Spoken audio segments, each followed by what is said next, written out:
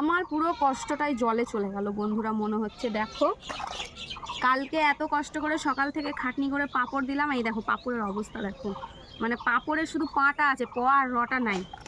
এই দেখো কি সুন্দর গোল গোল করে আমি সাইজ করে দিলাম, আর একটু বেলা হতেই যখন শুকালো দেখছি ফেটে ফেটে গেছে। ভাবলাম ওই ফাটা অবস্থাতেই গোল গোল হবে, সেই গোল তো হয়নি। এই রকম এমনিতে পাঁপড় শুকিয়ে কড়কড়ায়, যে দেখো শব্দ শোনো,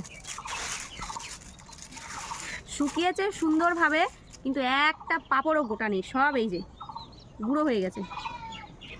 আর অতগুলো ছাদ ভরে পাঁপড় দিলাম, এই 2 থালা পাঁপড় হয়েছে লাস্টে। কি অবস্থা, এখন খেতে যে কেমন হবে বলতে পারবো না। আর কয়েকটা পাঁপড় আবার রঙিন হয়ে গেছে, এই দেখো ওই যে বস্তার মধ্যে বসে জাতি রং করেছিলাম, তো সেই জাতির রঙগুলো ওটার মধ্যে ভরে গেছে। তো যাকে কি আর করবো, পাঁপড়গুলো সম্পূর্ণ শুকিয়ে গেছে। কালকে সারাদিন শুকালো, আজকে সারাদিন শুকালো, আর শুকোতে দেওয়ার দরকার নেই। এটাকে রাত্রে ভাজবো, ভেজে কেমন হয়েছে খেতে দেখবো। যদি খেতে ভালো হয় তাহলে আবার দেবো, কারণ সাইজ ম্যাটার করে না, খাওয়াটা ম্যাটার করে, টেস্ট ম্যাটার করে। তবে গোলটা হলে গিয়ে একটা দেখতে সুন্দর হতো। তো যাকগে, নেই মামার চেয়ে কানা মামাই ভালো।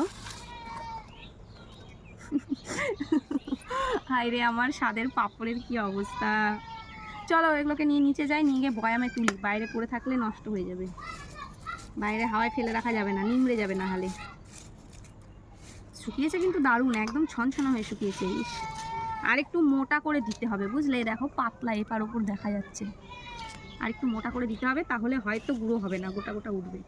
তো কোনো ব্যাপার না, নেক্সট টাইম। চলো। আর এই যে বস্তার সঙ্গে চিপটে লেগে গেছিলো, খুন্তি দিয়ে ছাড়িয়েছি। বস্তাগুলোই তেল দিয়েছিলাম, তাও